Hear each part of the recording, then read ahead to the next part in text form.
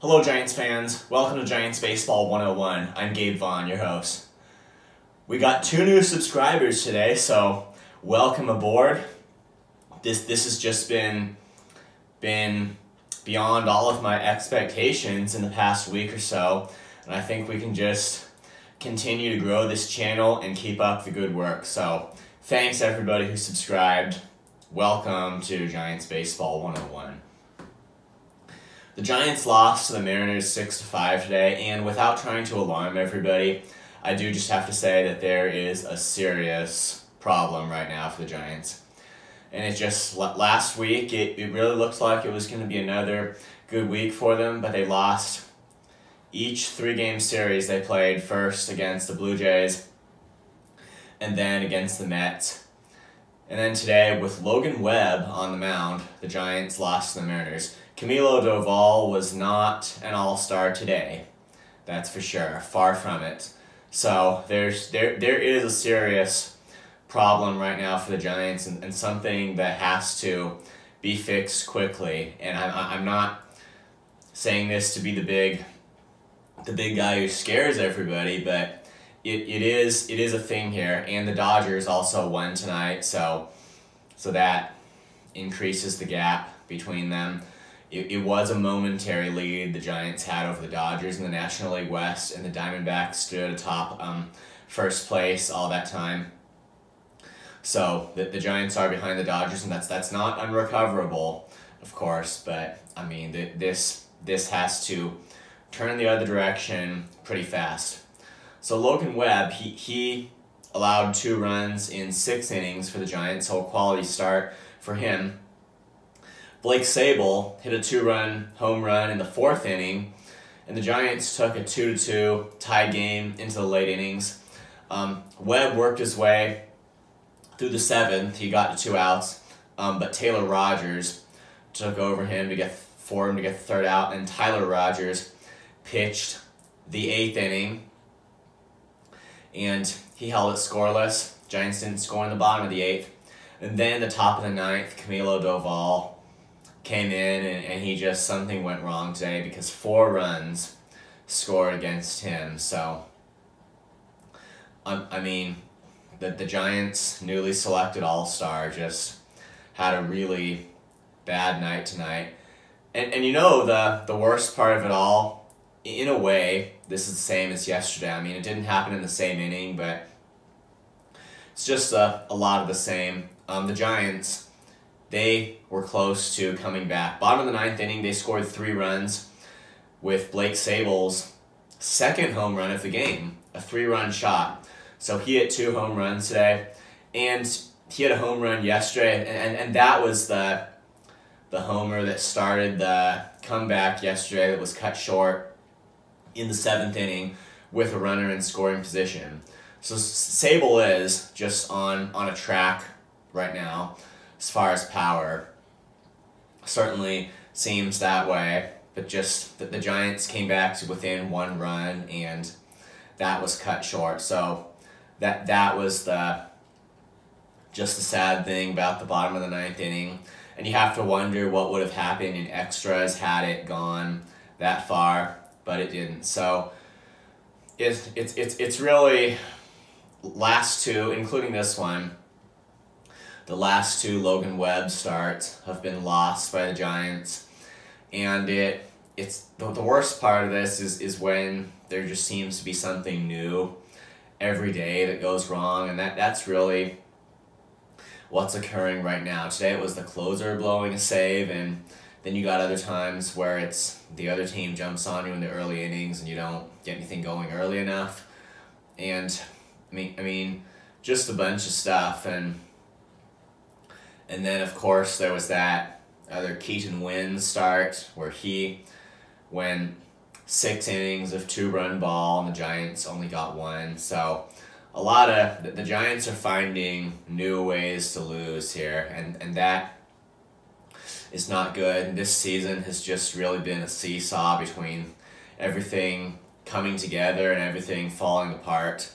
And it's clear right now we're in kind of one of those falling apart times, and it has to. So two things are at play here, and I think that they're both equally true. Number one is that this thing has to turn around very soon, and that it's urgent, and there's no joke about it. But the second thing is that the Giants still have, it's like the sky's the limit for them if they can turn it around. They still have a very realistic chance of jumping to the top of the National League West. So if they can turn this around, if they can get back on a winning streak, the reward that they can grab in the end, it really could be huge. And there would just be a lot to be excited about with this team that is definitely a contender. And along those lines, I want to kind of switch gears a little bit now and talk again about their roster needs, especially with the trade deadline coming up. You know, I was listening to KNBR today, and Kerry Crowley was filling in for the Tolbert and Copes show. He was just pointing out some interesting things about the market for the trade deadline.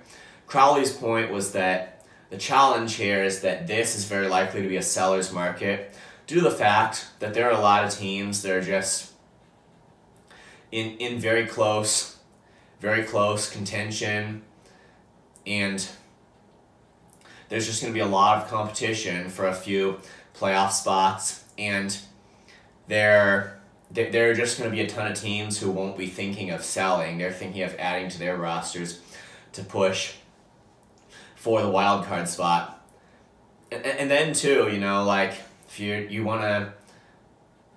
almost want to end up getting somebody from the really bad teams. Maybe the reason they're really bad is because they don't have any of the talent. I mean, you look at, and I think that was some of his point too on the show today. I think if you look at teams, though, that you're looking at the worst in the league, and you might eventually get to the point where you're looking at teams that don't have the top level talent that you want, and that's the very reason they can't win anything. So it's with who you're looking for, it's got to be kind of from teams that they're preparing for the future, but evidently they have good players who are nearing their free agency.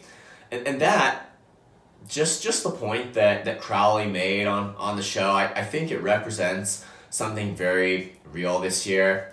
And just after thinking about it a bit, I realized that it's going to be, or it's likely to be, a very real challenge for really every team that wants to make a major addition to their roster.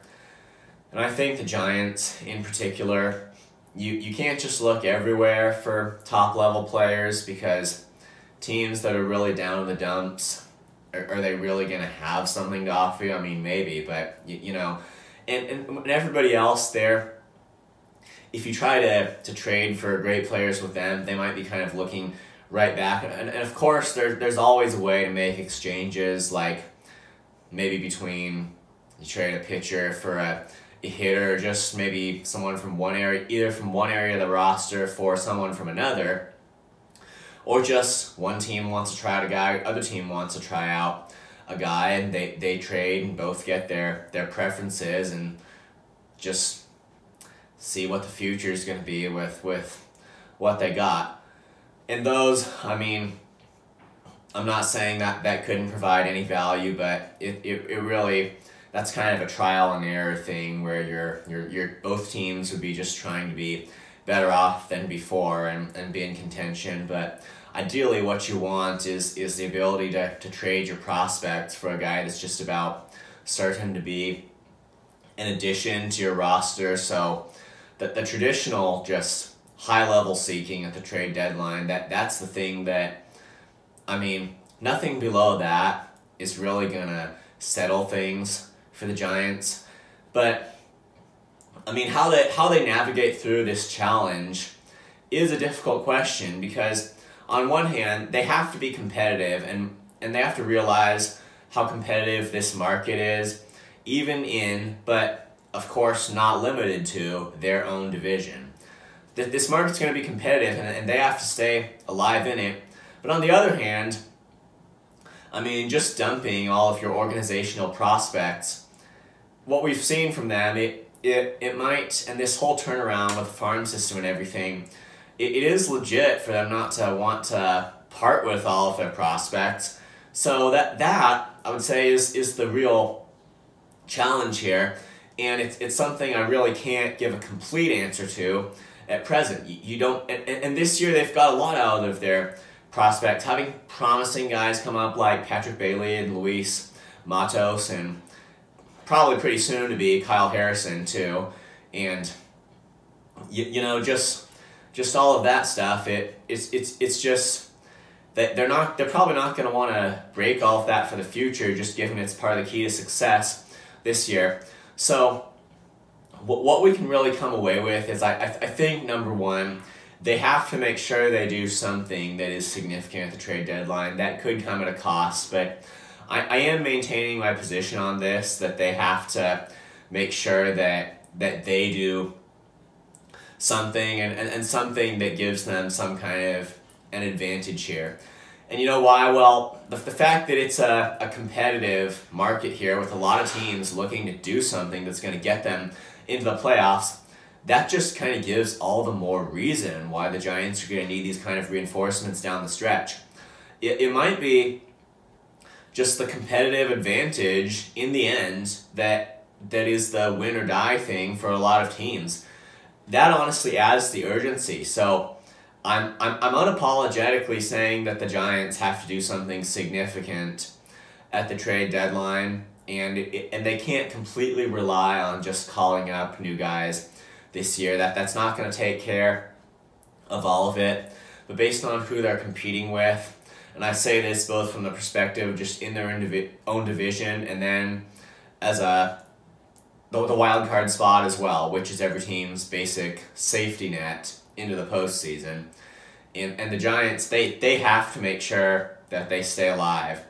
And it's, yeah, they have to be willing to make some significant trades.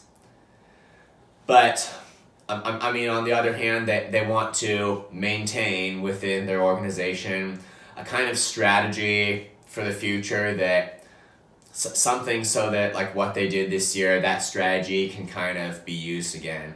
I hope that makes sense, and even though I'm not sure how much farther along that would really get anybody in understanding the situation, at least right now, it probably accurately describes where the Giants are. So it's, again, things have to be turned around like right now, but and especially I think with the trade deadline coming up, nothing like what happened around that time last year can be permitted to happen again. So the Giants have to start winning from here. Thank you for watching. This has been Giants Baseball 101. Please subscribe if you haven't. Also, please leave your questions and comments. You know where to do it. I'll see you next time on Giants Baseball 101.